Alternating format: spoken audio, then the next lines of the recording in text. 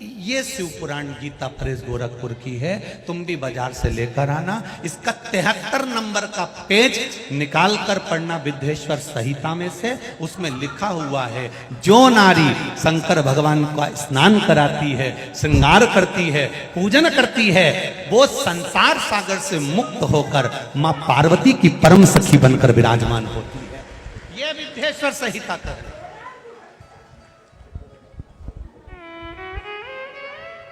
और इसी शिव महापुराण का 73वें नंबर का पेज पढ़ने के बाद में 75 नंबर पेज को पढ़ना विद्येश्वर संहिता का।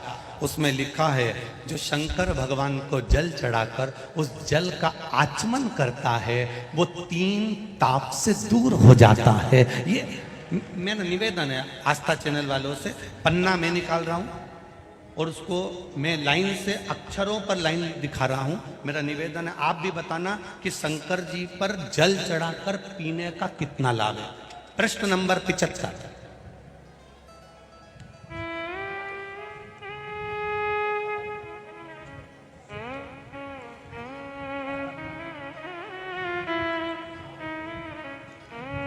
अब आस्था चैनल से निवेदन है, और आप सब भी एलसीडी पर ध्यान देंगे, और अपने अपने मोबाइल पर भी, जितने लोग टीवी पर कथा सुन रहे हैं वो, मोबाइल पर सुनने वाले वो, जो लोग कहते हैं शिव जी पर जल चढ़ा हुआ नहीं पीना चाहिए, उसके लिए मेरे वेद व्यास जी लिख रहे हैं, पेज नंबर 75 विद्येश्वर संहिता। ध्यान रखिएगा। जो मनुष्य, उंगली पर ध्यान देंगे जो टीवी पर चल रही है, जो मनुष्य शिवलिंग को विधि पूर्वक स्नान कराकर उस स्नान के जल का 3 बार आचमन करता है, उसके कायिक, वाचिक और मानसिक तीनों प्रकार के पाप शीघ्र नष्ट हो जाते हैं। ये शिव पुराण। अब शंकर भगवान के शिवलिंग पर चढ़ा हुआ नैवेद्य, शंकर भगवान के शिवलिंग पर चढ़ा हुआ प्रसाद खा सकते हैं कि नहीं खा सकते? कोई कहता है महाराज जी स्वान की योनि हो जाएगी, कुत्ता बन जाओगे, कोई कहेगा ये बन जाओगे, कोई कहेगा वो बन जाओगे। अब उसको पढ़िए, पेज नंबर 75 शिव महापुराण विद्येश्वर संहिता। मेरी उंगली चल रही, वहां पर ध्यान देना। भगवान शिव का नैवेद्य अग्रह है। इस भगवान भावना को मन से निकाल दें कि शिव जी का चढ़ा हुआ प्रसाद नहीं खाया जाता, ये भावना मन से निकालें। शिव के नैवेद्य को देख लेने मात्र से भी सारे पाप दूर हो जाते हैं, खाने की तो बात ही दूसरी है। अब क्या लिखा है अगली लाइन, उसको खा लेने पर तो करोड़ों पुण्य अपने भीतर आ जाते हैं।